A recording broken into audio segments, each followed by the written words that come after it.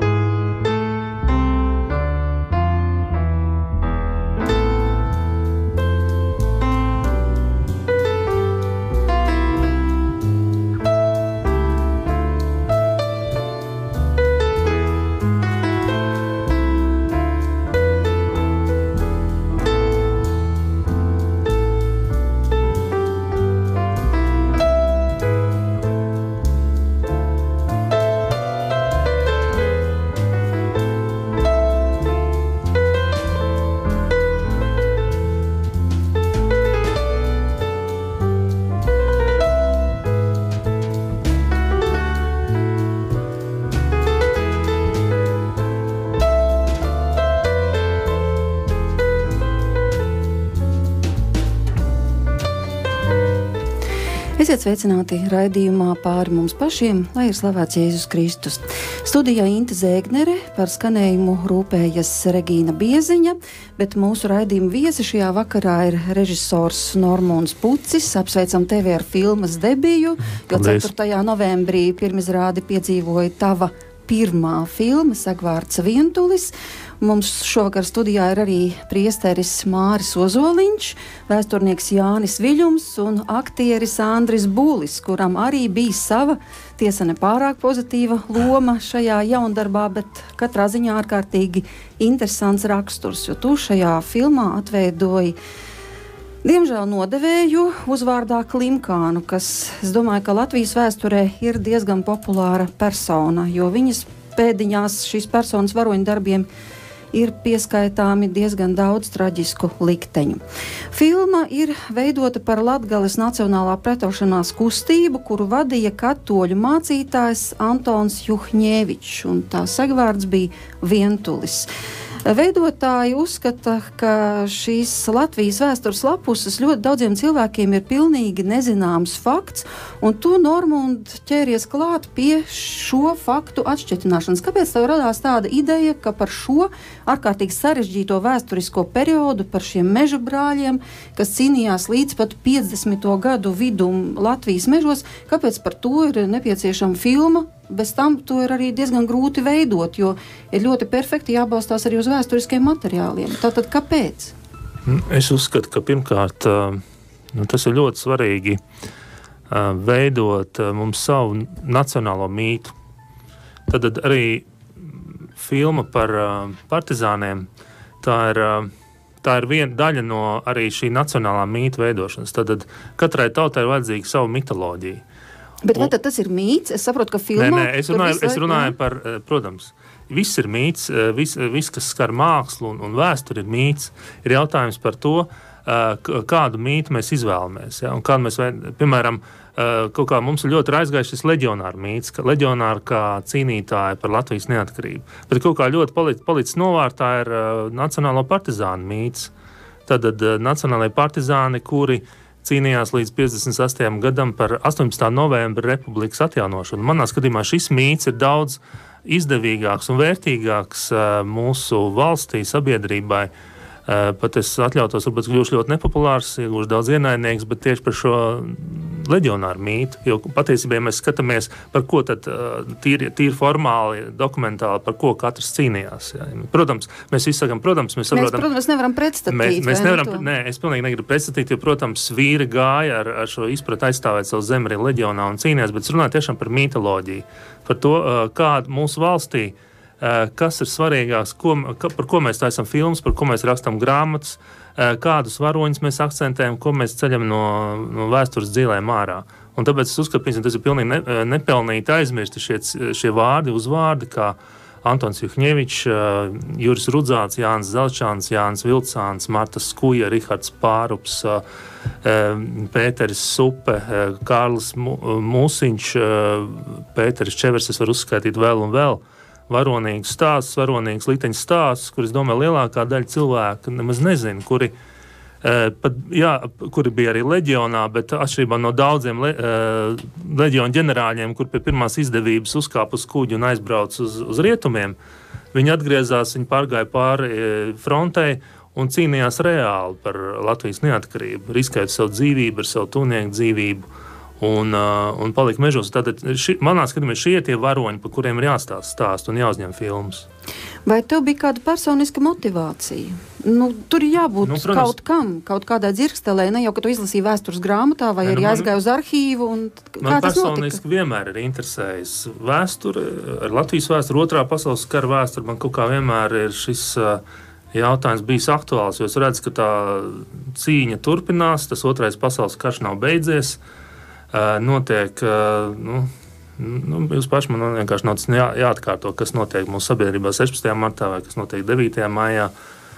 Un šie jautājumi ir jāizrisina, tāpēc es domāju, ka arī šo filmu veidojot, mēs risinām šīs lietas, izstāstam pirmkārt, jo ja mēs nestāstīsim šo savu stāstu, neveidosim šo mitoloģiju, tad par mums izveidos šo stāstu citi, kuri pateiks, ka jūs tātad kā jūsu prezidents Kārs Ulmans bez neviena šāviena ielaida karaspēku Latvijas republikā, un jūs jau paši atdevāt to brīvi, neviens jau necīnījās, jā. Un ja mēs paši nepastāstīsim, ka 10 gadus vīri bija mežos un cīnījās, tad tā arī paliks, tā viss pateiks, bet nekas jau te nebija. Pat 12 gadus, jā. Laikam līdz 57. Jā. Neviens, teiks, ka neviens te necīnījās. Tāpēc bet es saprotu, ka arī tavu ģimeni tas kaut kādā veidā ir skāris. Jā, man vectāvu nošāva Istribiķeļi par aizdomām par sadarbību ar partizāniem un 5 bērnu priekšā. Protams, es domāju, arī šie stāsti kaut kā ir ietekmējuši arī to. Tā mamma par to stāstīja? Jā, viss tā dzīve bija tāda, ka viņa uz to atsaucās uz šiem notikumiem un es domāju, tie stāsti, ne tikai manas mammas, arī manas mammas brāļu un māsas bērnu dzīvēs, tas viss tā bija.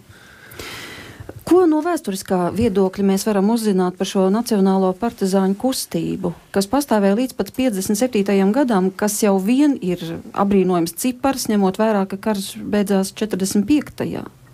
Cik viņu bija to vīru, kas bija dažādās vietās Latvijas mežos, ar ticību joprojām, ka Latvija būs brīva? Viņu skaits, protams, nemitīgi mainījās, bet vēsturiski tāpēc provizoriskiem aprēķiniem ir veikt aprēķinu, ka aptuveni kaut kādi 20,000. Tie ir vīri, kas būtu bijuši mežos. Protams, viņiem jāņem vērā arī, plus vēl viņiem bija arī atbalstītāji. Viņi jau nebija vieni, viņiem bija tāpat ģimenes un draugi, radi, kas viņus atbalstīja, jo vieni paši viņi mežos nebūtu izdzīvojuši. Un tad tur var to kopskaitu lēš vēl pat lielāku. Protams, reiz 4, un tad tur tas kopskaits jau sanāk kādi 80-100 tūkstoši. Bet pašu nacionālo partizānu tad lēš ap 20,000. Vai ir arī kāds sadalījums, piemēram, kur viņu bija visvairāk, vai visvairāk bija Latgalē, vai Kurzemē, vai Vidzemē, vai tur, kur visvairāk mežu, vai kā tas bija, vai tas ir pētīts, piemēram? Tā pētniecība vislielāko, protams, devumu nacionālo partizānu pētniecībā ir devis profesors Henriks Strots, kurš ir izpētījis, sarakstījis 3, var teikt, lielus sējumus par nacionālo partizānu kustību, un liekas, tad rekā viss ir izpētīts. Bet īstenībā tad, kad tu sāc rakties dziļāk, tad tu saproti, ka nebūtu tā nav. Ir daudzas lietas vēl līdz pat šim brīdim nav izpētīts. Bet tā vispārēji, ka ņemot, tad tā visaktīvākā nacionālo partizānu kustība bija Latgalē. Un jau no 44. gada jau rudens.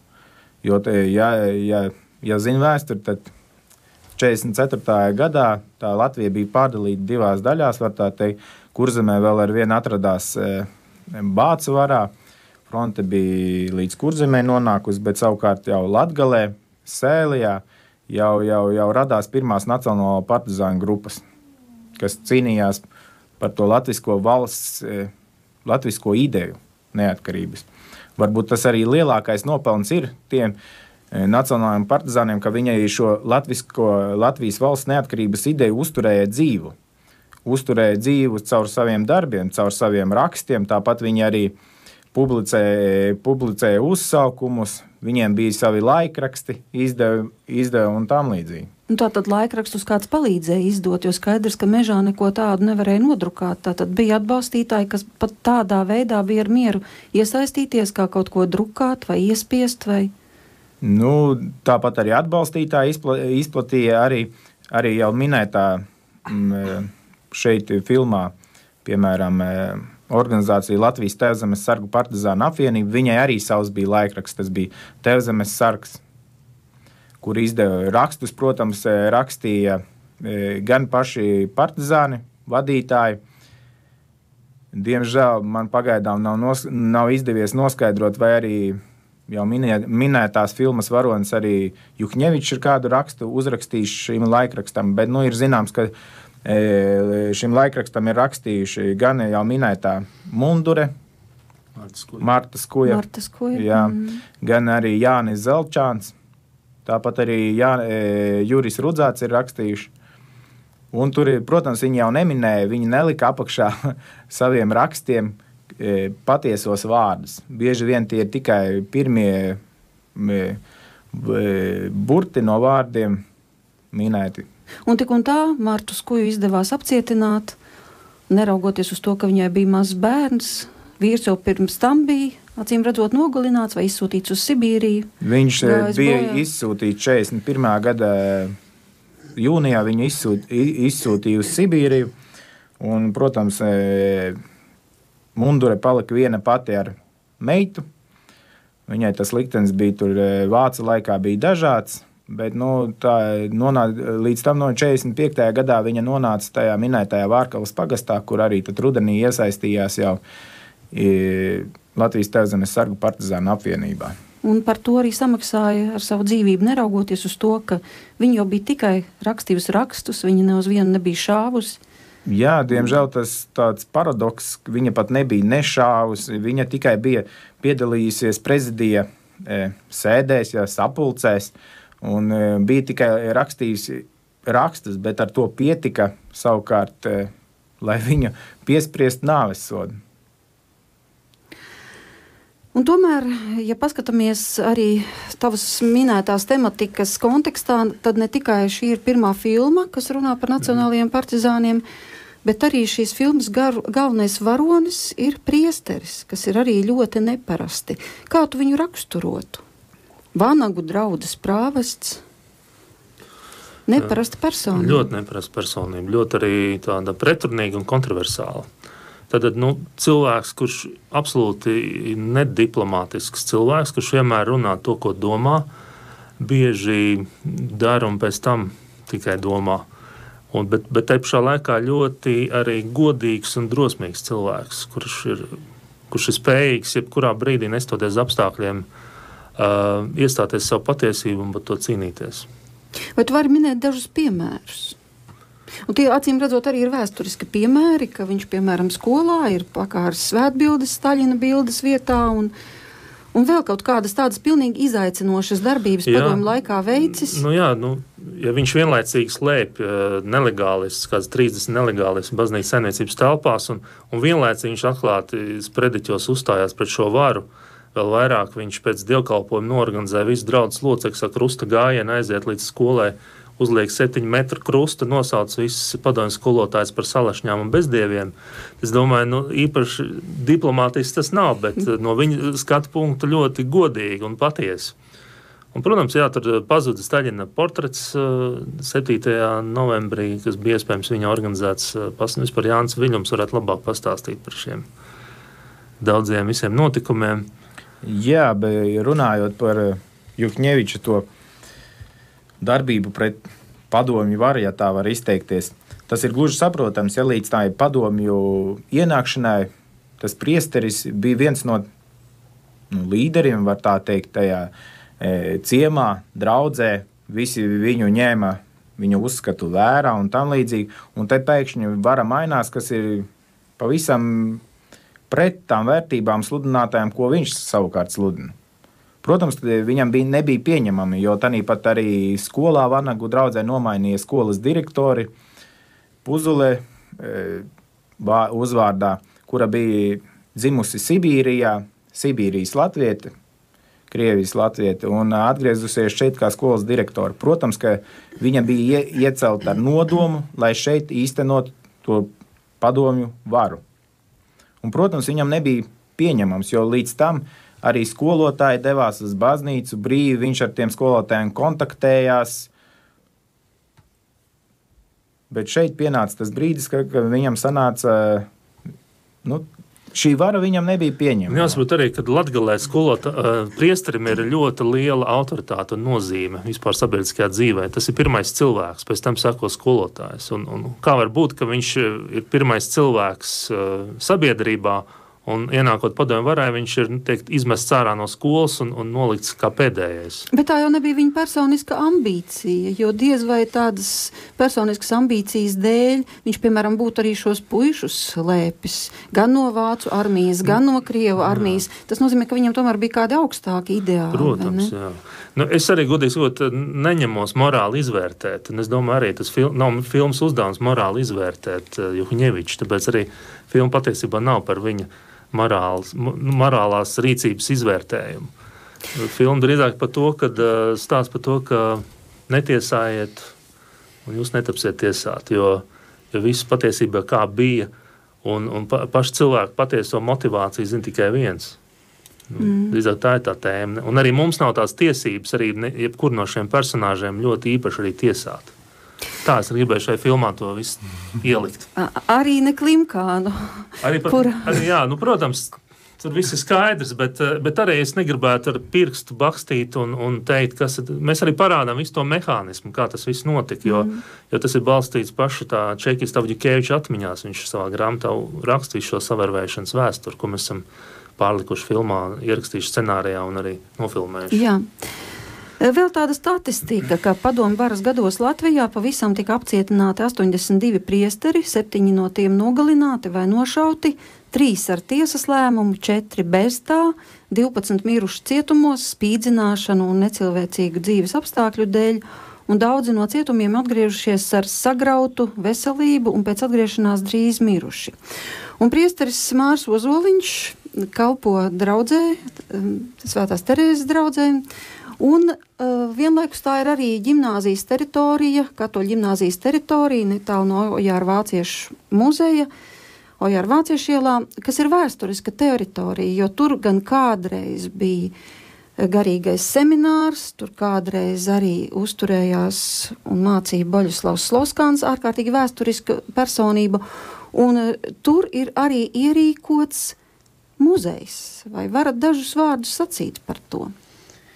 Jā, jau dažus gadus ir Boļislavs Sloskāna muzejs ierīkots vienā telpā, kur arī ierodoties cilvēki var iepazīties ar daudziem garīdzniekiem, mocekļiem, un tas, kas šajā muzejā ir svarīgi, ka nav tikai, teiksim, ekspozīcija par pašu bīskapu Boļislavu Sloskānu, bet arī ir piemiņas plāksnē dažādu konfesiju garīdzniekiem, kas ir cietuši vai gājuši bojā padomju laika represijās. Tātad tur ierodoties baptistu, piemēram, grupa, viņi bija ļoti pārsteigti, ka viņi ieraudzīja pie sienas visus uzvārdus un baptistu mācītājiem, kas ir cietuši no padomju režīma, un vēl teica, vajag vienu vēl pierakstīt, vienu apakšā, mēs zinām vēl vienu. Un tā kā tas bija tiešām ļoti aizkustinoši, un tāpat, protams, mēs redzam tur arī to, kā visvairāk tomēr ir pareizticīgo priesteru vārdi. Jā, jo tās represijas jau pirms tam sākās Krievijā, un tad, protams, kad bija nepieciešams Latvijā, tad arī pilnā mērā tās tika ieviestas šeit. Jūsu teritorijā notika arī liela daļa filmēšanas, vai jūs ar to pats saskārāties? Jo pēkšņi tur uzradās Čekista Avģikeviča kabinets un tā tālāk. Atpazināt filmā šīs savas vēsturiskās vietas? Laikam no šāda viedokļa ļoti teikt, ka labi, ka mums nav visas telpas izremontētas, atgādina tos laikus, bet es personīgi pazīstu Normundu Puci jau sen, un līdz ar to arī mums nebija grūti vienoties par to, ka šīs telpas tiks izmantotas filmēšanai, un Es tikai priecājos un brīnījos par to, ka tur ir tik labi aktieri un cik veiksmīgi viņi izmanto, teiksim, šīs telpas, lai nofilmētu vajadzīgās epizodes. Aktieri patiešām ir labi, un varbūt tu vari nosaukt savas filmas galvenās darbojošās personas. Tad Varis Piņķis šobrīd nav šeit, viņš Juhņeviča tēlā ir iejuties ar pilnu atbildību. Jā, es arī meklējot tad aktieris, viens no kritērijiem, bet tas, protams, nebija galvenais, bet viens bija arī fiziskā līdzība, jo šī tomēr ir uz dokumentāliem faktiem balstīta filma, un protams, Varim Piņķim daudz nebija konkurenti, apskatoties Juhņeviča bildes, un tāpat arī pārējiem, arī Andrim Bulim, starp citu, viņš ir ļoti līdzīgs filmas tātad oriģinālu varonim.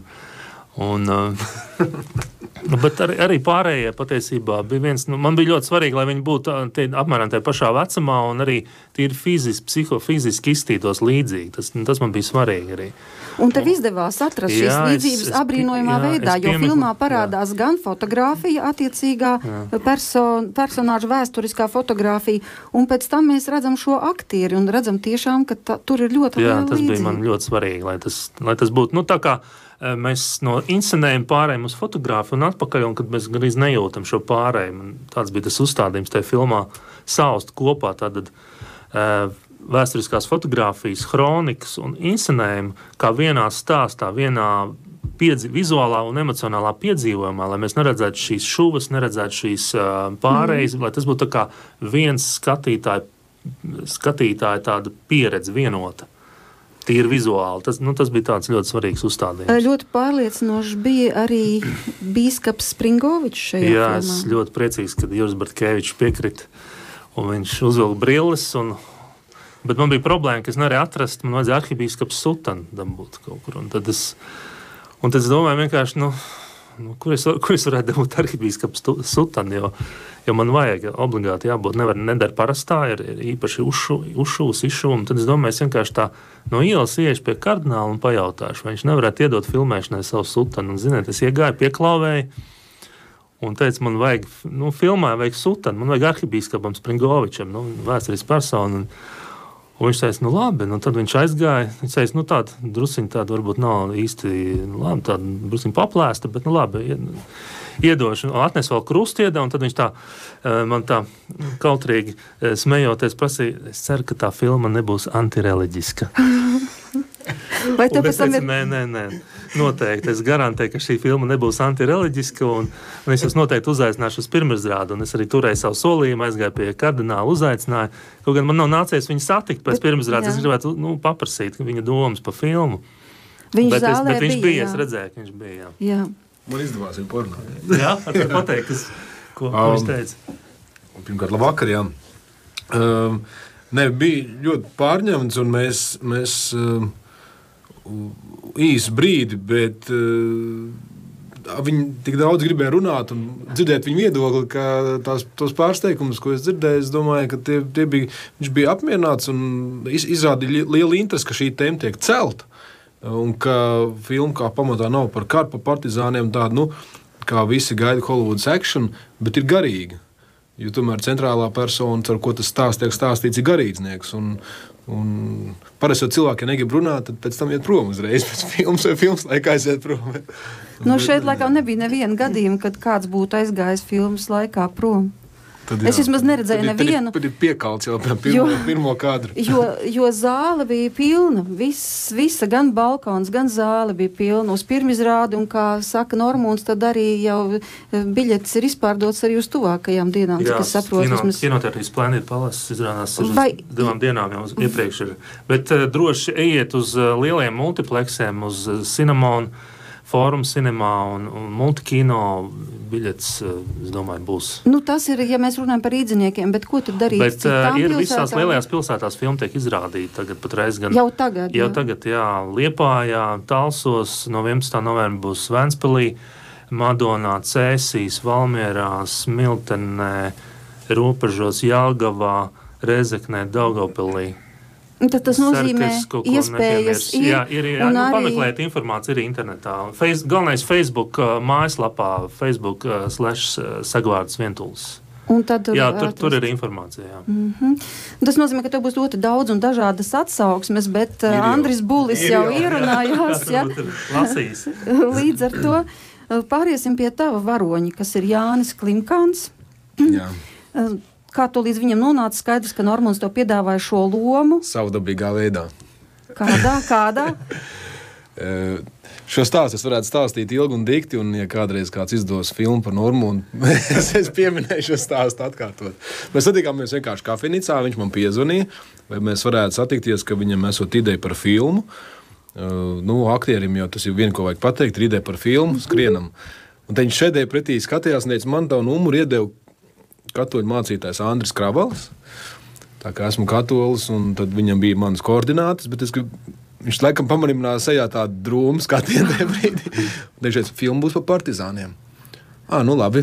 Tad jau, zin kā, puika, kurš kariņas ir spēlējis, paliek sēžot. Un tad mēs sākām stāstīt, un tas fakts laikam darbojās aktierim, ka viņš uz dokumentāliem faktiem balstīts, ka viņš ir atradis konkrētu personāžu konkrētai lomai. Vai to viņš teica no sirds, vai to viņš teica jau konkrēti zinot, tas, lai paliek pie viņa, jo tas darbojās tajā brīdī. Tu neskrien prom, tu neprasi honorāru, tu saki, dod materiālu, es gribētu palasīt, un tajā pašā vakarā jau Normons atsūtīja, kurā grāmatņā paskatīties, ko vajag. Tieši mēs runājam par Aģukeviču to stāstu, izprintēts bija, un tā bija viena diena, bija tas zvans, kad mēs braucām un augstumā ritīgi pa sniegu spēlējām to, ja tā drīkst jokot, to kariņu. Un tas bija iespaidīgi. Un, godīgi sakot, klausoties šokar puišu sarunas, tad kādu puišu vīru sarunas. Man, godīgi sakot, man ir tā, ka atsevišķi mēs dzirdējām, ko vēsturnieki stāsta, atsevišķi, ko partizāni, puiši, kuri ir analizējuši tos, kas braukāja uz filmēšanām, kā ieroči, kāda bija tā reālā situācija, kā vervēja, kā spīdzināja. Un šokar tāds kolektīvs, kur var uzreiz dabūt to sitienu uzreiz, vienkopis, tāda esenci. Un patiesībā, jā, patīk, kā Normons pateica par to, ka nevajag sodīt, un tas nav stāsts par partizāniem kā tādu vēsturisks izklāsts, lai cilvēki nedomā, ka mēs visu Latvijas vēsturi parādījām. Tas nav iespējams. Turpat vienam cilvēkam, jau minētos varoņus, viņam stāsts ir filmas vērts. Tad drīzāk tā tēma, man liekas, ir izrakta un tāda viņa augšām cēlusies par tiem partizāniem, kas ir dīvaini. Es pat runāju ar savu veco tēvu, viņš ļoti izvairīja par to runā. Joprojām es saku, veco tēvu, tu vari man stāstīt. Tev nav jāvajag. Bet viņš stāsta, jā, ir tādi fakti, bet tiklīdz es sāku līst kaut kur iekšā, tad tāda ļoti liela piesardzība no cilvēkiem ir. Acīm redzot, tas ir tie pāris 10 gadi ir atstājuši graujošu iespēju no redzētā, dzirdētā un piedzīvotā. Bet tāpēc, ka padomju laikā ļoti mētiecīgi partizāni tika demonizēti. Arī tieši caur kino. Tātad bandīti, laupītāji, izvarotāji, mēs skatāmies visur, viņi tiek tādā veidā 50 gadus. Un, protams, tas arī stāsts par mitoloģiju. Tā ir padomju laika mitoloģija, kas tiek iesāta. Un bieži pat cilvēki šodien šīs mitoloģijas iespējā arī joprojām pat baidās. Jānis ir liecinieks, mēs braucam, cilvēki baidās stāstīt, baidās rādīt fotogrāfijas, baidās rādīt dokumentus. Viņi joprojām vēl 20 gadus dzīvot neatkarīgā valstī ir iebiedēti. Jā. Un var pateikt to, ka, atgriežoties pie tā stāsta par mitoloģiju, nevienā karā nekas nav balts un melns. Nevienā. Pat arī ja mēs izanalizētu, tūlīt mēs svinēsim 11. novembra svētkus, mēs izanalizētu neatkarības karu.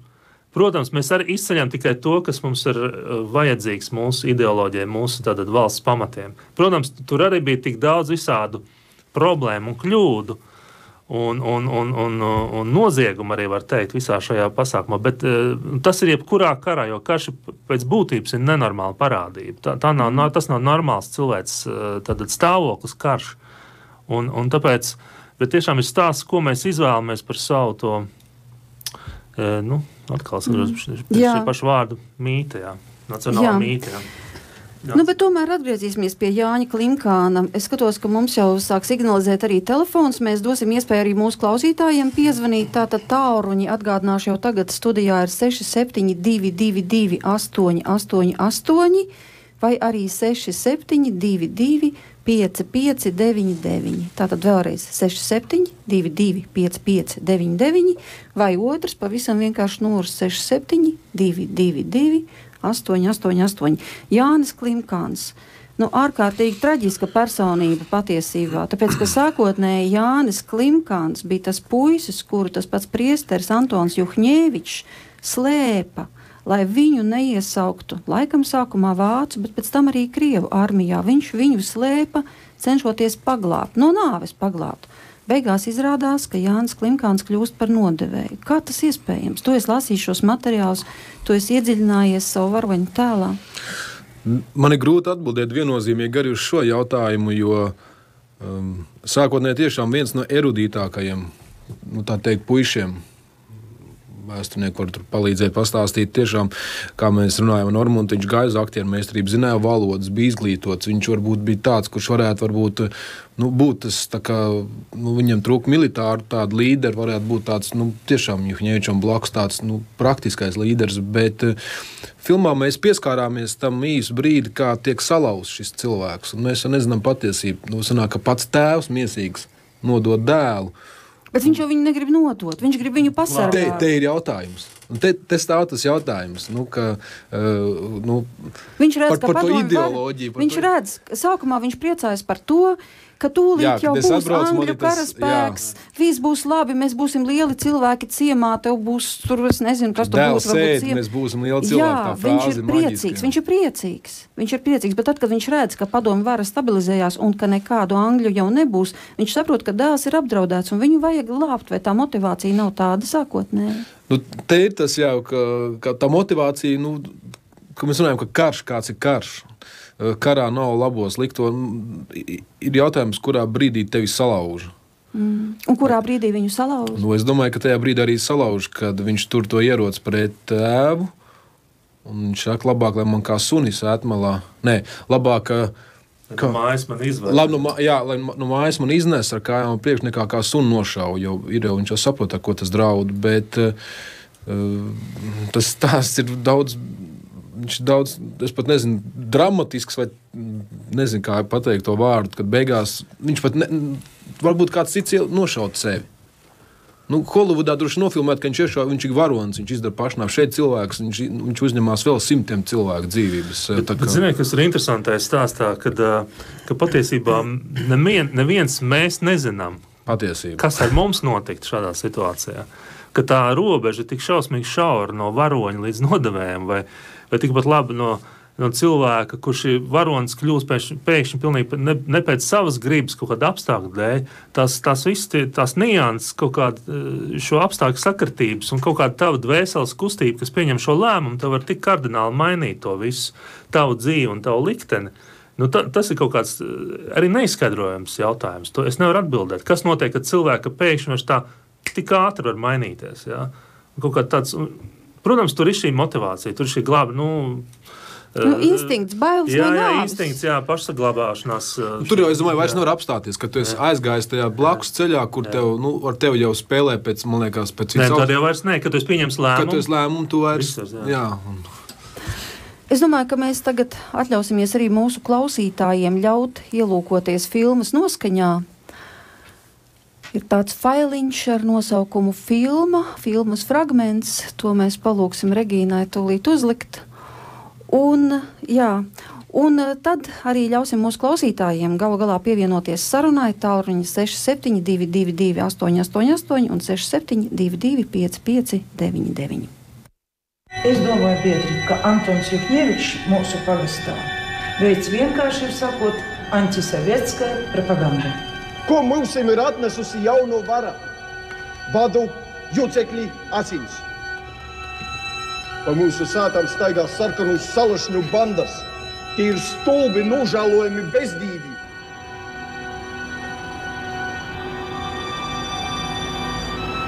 Dievam tici? Tu man to prasi? Bērnībā piespiedu. Mani arī māte ar koku uz baznīcu aizzina. Un ja Dievs ir, tad viņš noteikti Juhņēvičam palikt. Jeboga nesaprota, kā viņam izdevās izprakturēt. Tagad jau paskaties, partizānu prezidijā priekšsēdis. Kā vajadzēja toreiz vienkārši kādu bataljonu iedzīt mežā, lai izšāv visus. Nekādas līdz pie baznīcām nelikt. Pastīsimies, cik tie mēsli izlīdīs no meža laukā. Un par legalizēto skaitu tu man ziņo personīgi. Klausos.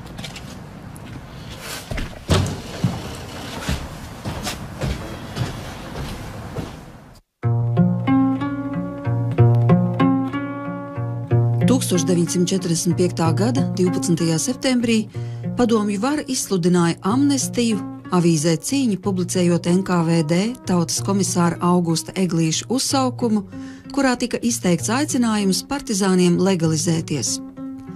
Padomju vara solīja nelietot represijas, ja tie noliks ieročus un nožēlos savu rīcību. Ticot solījumam, liela daļa partizānu pieteicās čekā un bieži pat veselām grupām. Smags trieciens LTSP vadībai bija Ilūgstes pulka komandiera Staņislava Urbāna legalizācija, kurš no meža izveda visu savu pulku. Daļa legalizēto tika savervēta par čekas aģentiem un iesūtīta mežā kā viltus partizāni, bet tie, kas atteicās, tika represēti. Savukārt mežā palikušie komunistu pasaciņām neticēja.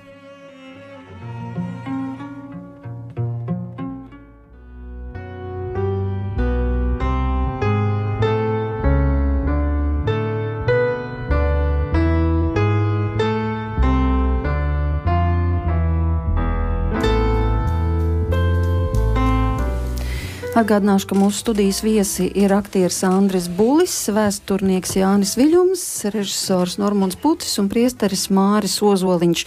Paldies tiem pacietīgajiem klausītājiem, kas jau ir mēģinājuši mūs sazvanīt. Tātad tagad gan mēs celsim tālruņa zvanus. Cerams, ka tāda arī būs. 6722 888 un 6722 5599. Mums jau arī pirmais zvanītājs ir. Labvakar! Labvakar. Jā, mēs dzirdam jūs. Paldies par jūsu jauko raidījumu. Es būtībā vēroju visu to, kas notiek apkārt. Gribētu runāt arī par cilvēku dabu un viņa attieksmi pret vērtībām. Es nezinu, kā jūs domājat, bet es neizslēdzu kaut ko līdzīgai tuvākā nākotnē, jo mēs jau faktiski dzīvojam šķietam, arī tādā bezdievīgā impērija, kas veidojas totalitāri Eiropas Savienību. Vai tas viss nevar izvērsties arī perspektīvā par to, ka mums tautai jāpretojas kaut kādām bezdievīgām vērtībām un jābūt kā tādiem, es nezinu, vai ieročiem, bet kā tādiem partizāniem visai tai neiedzīvai. Jo cilvēka daba, kas ir atrausies no Dieva un kristīgām vērtībām, jau faktiski ved jebkuru civilizāciju un jebkuru tautu pazušanā. Jā, paldies jums par šo zvanu. Tikko arī vēl viens klausītājs zvanīt, tad mēs lūksim jūs pārzvanīt. Mums ir vēl viens zvans. Labvakar! Halo, labvakar! Tā ir taisnība, ka bezdievība un mela bijis drauds latviešu tautai toreiz un arī tagad. Un es domāju, daudz interesantu tādu faktu būtu arī papētot Čakstu, piemēram. Nesen aizmirst piebilst, ka viņš bijis arī drauds vecākais. Un viņš ir ticīgs cilvēks bijis arī par Bermontu. Daudz nepatiesības ir. Tā bija pilnīgi veltīga asins izliešana, jo viņa nolūks bija Austrumfronte, Krievija. Bet intriga rezultātā tika izlietas asinis. Es domāju, ļoti daudz šādu mītu ir un nepatiesība. Un mēs dzīvojam tādā pasaulē. Un savs laiks viņš dod brīvu, dod iespēju cilvēkiem izvēlēties. Un, ja mēs šo iespēju palaižam garām, tad atkal nāk verdzības laiks. Paldies! Paldies jums par šo zvanu. Tad uzklausīsim arī vēl vienu un tad apkopojiet atbildes. Labvakar! Labvakar! Labvakar, mēs dzirdam jūs. Jā, labvakar! Vakar rītā ļoti agri par rādio dzirdējām tādu, tur es nedzirdēju sākumu un arī beigas nenoklausījos, bet tur bija tā, kur Pērkons un Laima tur savās gādīgajās rokās, kā domāts latviešu tautu. Tas bija par tērviti, tur laikam par dievistību, cik es saprotu, bet es saku, mani komentāri bija tā, vai elku dievi latviešu tautā un cik ilgi debes tēvs to var visu paciest, bet kas ir Bībelē rakstīts par elkiem? Jā, paldies par šo zvanu. Tagad varbūt ķersimies no pirmā zvana līdz šim. Bija viedoklis. Tātad viedoklis būtībā bija par sirdsapziņu, un šo zvanītāju, kas mums tagad zvana, lūksim mazliet pagaidīt, lai tomēr izskan arī kāda atbilde. Tātad tas bija jautājums par sirdsapziņu. Tas, ko klausītājs uzdeva, bija jautājums, ka visos laikos, vai gandrīz visos, ir tā, ka kristietim ir jāizdara izvēle. Un tad, agri vai vēlu, tu tiec nolikts robežšķirtnē, kur tev ir jāiet vai nu pa labi, vai nu pa kreisi, un tu vairs nevari palikt neitrāls. Varbūt ir dots tāds neutralitātes laiks, kad mēs tā caur rozā brillēm varam skatīties uz to visu tā jauki, un tik un tā vienreiz tev jānonāk līdz punktam, kurā pusē tu stāvi. Un tāpēc varbūt arī labi ir apzināties to mūsu vēsturi, jo arī šī vēstures apzināšanās, tās eksistenciālas situācijas, teiksim, ar ko ir gājis mūsu tauta, mūsu senči, atstāja kaut kādā ziņā iespēju uz mums un ļauj arī tautai labāk saprast sevi. Savas mentalitātes ietvaros, savā ierobežotībā un arī savā skaistumā, teiksim, apzināties sevi pilnīgāk. Un es domāju, ka šie pārbaudījumi kaut kādā ziņā arī mums ļauj to darīt. Bet, ja runājam par sirdsapziņu, šeit tik pieminēts tas, ka, teiksim, mēs nevaram morāli izvērtēt, teiksim, šo vēsturisko personāžu, teiksim, tās situācijas un tā tālāk. Protams, ka mēs nevaram, bet tāpat laikā tomēr, ja mēs runājam par sirdsapziņu, tad viņi visiem ir vienāda, vai ne? Un morālas situācijas izvērtēt mēs objektīvi varam šīs sirdsapziņas gaismā, Dievu likumu gaismā. Protams, to ir grūti izdarīt otra cilvēka vietā, ja mēs varam spriest tikai pēc izvērtēt drīzāk rīcības, ja? Nevis, teiksim, cilvēka sirdsapziņu, jo mēs nezinām, kā Normunds to teica, visus motīvus un tam līdzīgi. Bet es gribu arī uzsvērt šo aspektu, ka tomēr sirdsapziņa ir vienāda un mums ir jāizdara, protams, šīs izvēles vēsturiskās un arī, protams, jāizmanto šis lielākais dārgums, kas ir dots tautai un kas ir dots cilvēkam, kas ir brīvība. Jā, vēl kādu komentāru šajā sakarā tika Bermonts minēts un arī tā vēsturiskā situācija, jūs kaut ko tajā brīdī centāties tā kā iebilst, vai jums kāda piebilde ir, kā vēsturniekam? Jā, runājot par Bermontu, es varbūt pat negribētu piekrist tam zvanītājam, kurš teica, ka viņa tas īstākais nolūks esot bijis tikai doties uz austrumu fronti pret bolševikiem. Tā izpētot, iepazīstot ar vēsturi dziļāk, tā gluži tā nebija.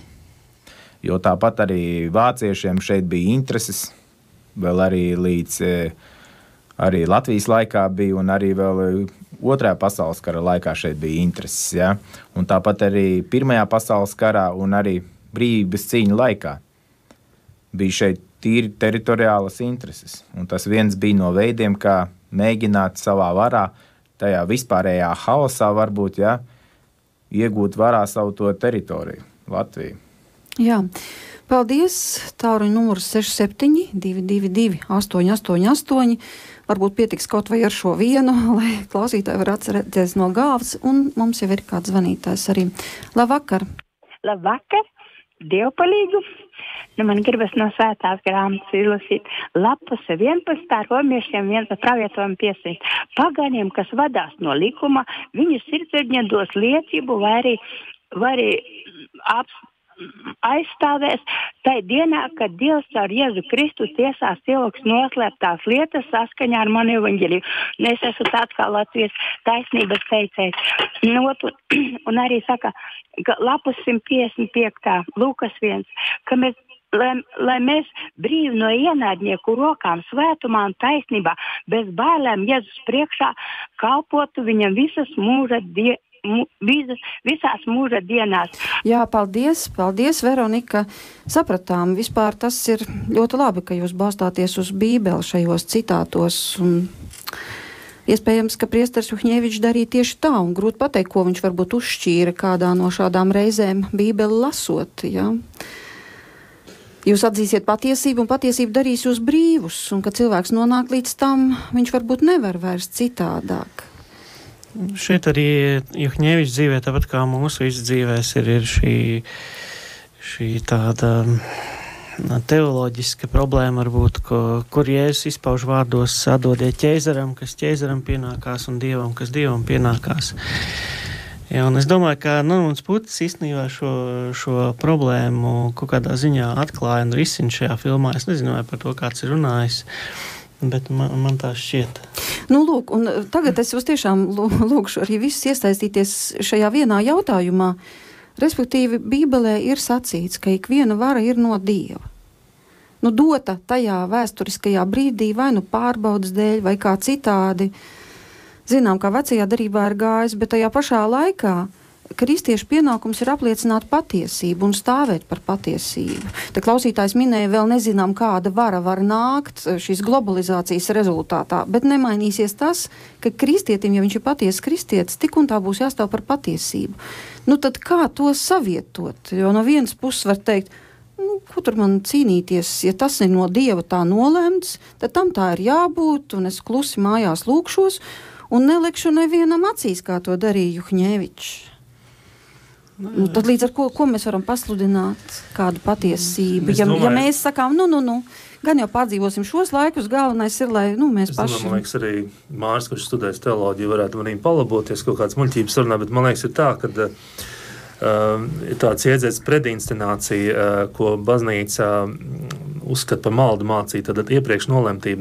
Kā jūs formulējat to jautājumu, tas tieši atbilst šādām kategorijām, it kā viss ir nolemts, bet tas neatbilst kristietības būtībai, jo patiesi kristietības būtībā cilvēks ir radoša un brīva būtne, kurš sadarbojas ar Dievu, tā skaitā arī veidojot šo zemi, šo valsti un varu tā skaitā. Tas nozīmē to, ka nav tāda kaut kāda vienkārši no cilvēka neatkarīga vara, kurā cilvēks pakļaujās un visa vara no Dieva. Tas ir, es domāju, nepareizi interpretēts šī rakstu vieta.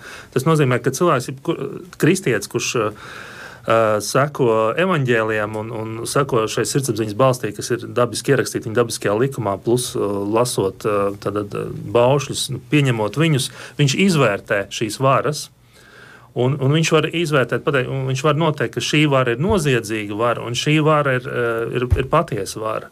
Un tātad, ja varas likumi nesakrīt ar Dieva likumām, vai gluži otrādi ir pret tiem, tad tas nenozīmē, ka kristietim būtu jānolaiž ausis un jāsaka, ko tad tur var darīt. Tādā laikā dzīvojam. Es domāju, ka tieši, kad kristiešu pienākums ir tieši aizstāvēt patiesību, un tāpēc baznīca sūta savus priesterus uz armiju, ir kapelāni.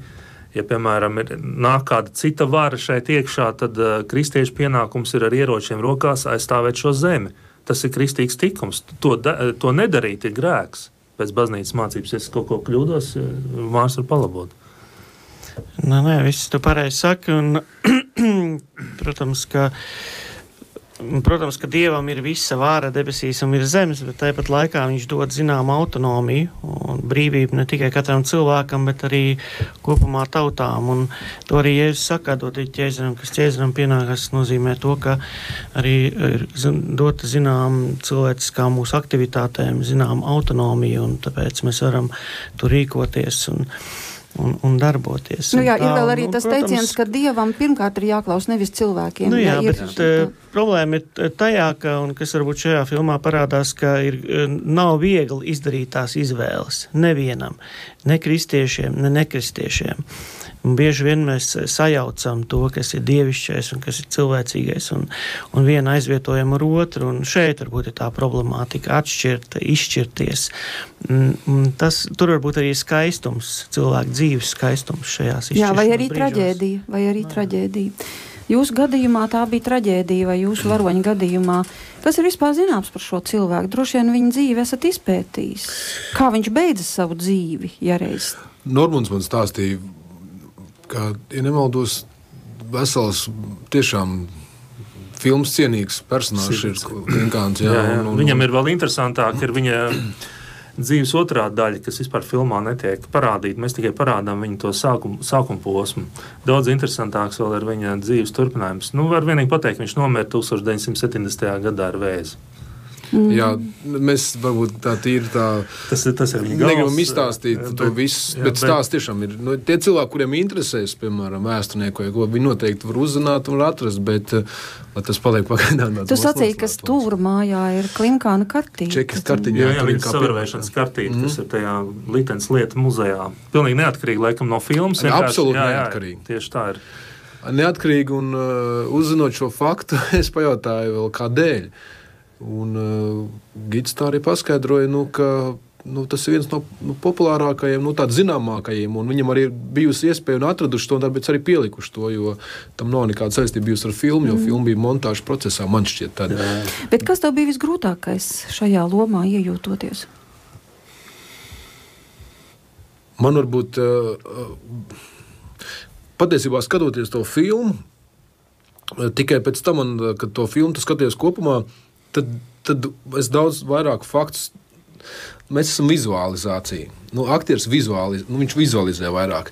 Piemēram, lasot stāsti viens, bet kad tu skaties filmu un kad, piemēram, es esmu nospēlējis tās dažas epizodes, es varbūt tik dziļi nebiju uzzinājis, cik viņš ir daudz reāli nogalinājis. Normons izstāstīja, kas mums jānospēlē. Mēs ar Rihardu Rudāku spēlējam šo ainu, pēc tam to nodevību, saina ar Vilu daudz. Tur nebija daudz, mums bija īsā laikā daudz, kas jāizdara. Mēs spēlējam kā aktieri, kas izspēlē reāli konkrētu situāciju. Un, kad skatos to filmu kopā un pēc tam iet, piemēram, šī fotogrāfija un reāli uzskaitījums, kā viņš filmā nav pieminēts, varbūt kā viņš par to izdarīja, bija zināms, ka viņš arī pats šāvis. Jā, viņš nošāva Pēters. Guļot, jā.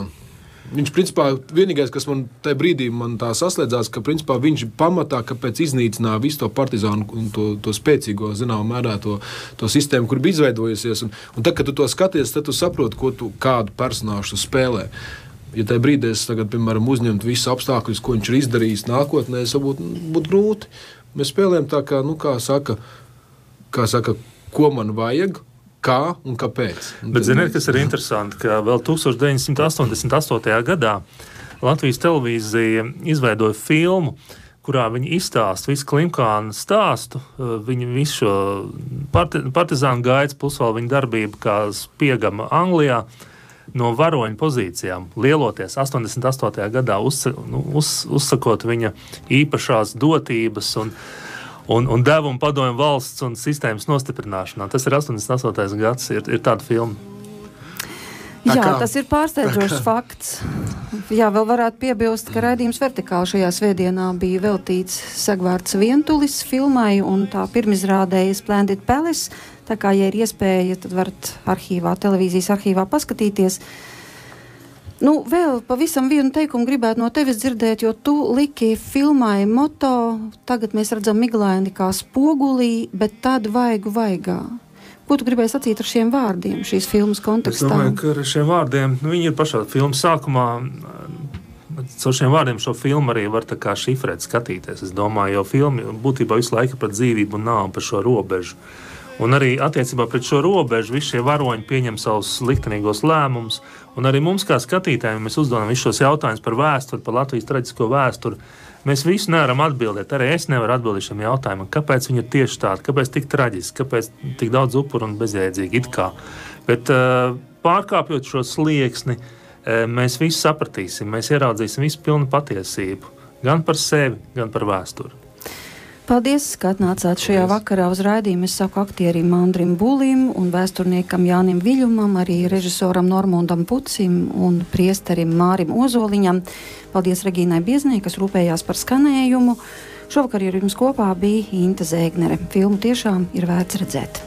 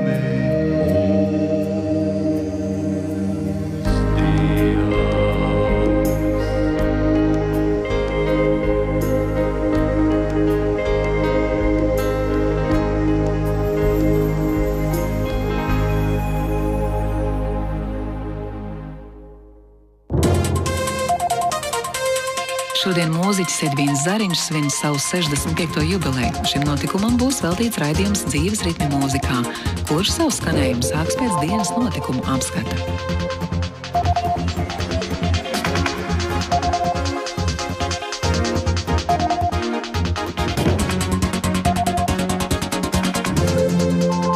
Vienmēr pirmais. Latvijas Radio 1. Ir 11 vakarā.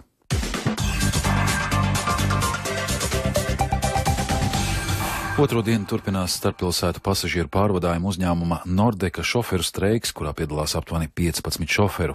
Streika dēļ arī šodien neviens autobusu reiss netika atcelts. Šogad tā dēvētajā Latvijas melnajā sarakstā iekļauti 417 ārzemnieki, bet kopumā aktīvs ieceļošanas aizliegums ir vairāk nekā 4,5 tūkstošiem personu. Šogad par nepietiekamām valsts valodas prasmēm sodīti 55 skolotāji, tā informē Valsts valodas centrā. Sodīti arī 24 skolotāji palīgi. Ārvalstīs Vācijas galvaspilsētā Berlīnē šokar palaisti gaisā 7000 izgaismotu baltu balonu, svinot Berlīnes mūra krišanas 25. gadskārtu. Minētā gaismas instalācija sarīkota 15 km garā posmā gar bijušā Berlīnes mūra trasi. Bet Irākas varas iestādes šodien pārbauda ziņas, vai džihādistu grupējuma Islāma valsts līderis Abu Bakrs al-Bagdadi gājis bojā ASV vadītās koalīcijas gaisa triecienos pret šī grupējuma vadības sanāksmi. Pat labam galvaspilsētā 3 grādi, pūš lēns dienvidu vējš, atmosfēras spiediens 767 mm, relatīvais gaisa mitrums 95%. Tik tālu ziņas 11. tūlīt 9. novembra dienas notikuma apskats. Īsumā par svarīgāko Latvijas etnogrāfiskajā brīvdabas muzejā ar dziesmām un rotaļām ieskandināta Mārtiņdiena. Vācija un Eiropa atzīmē 25. gadskārtu kopš Berlīnes mūra krišanas, Krievija un Ķīna noslēgušas vienošanos par apjomīgām gāzes piegādēm.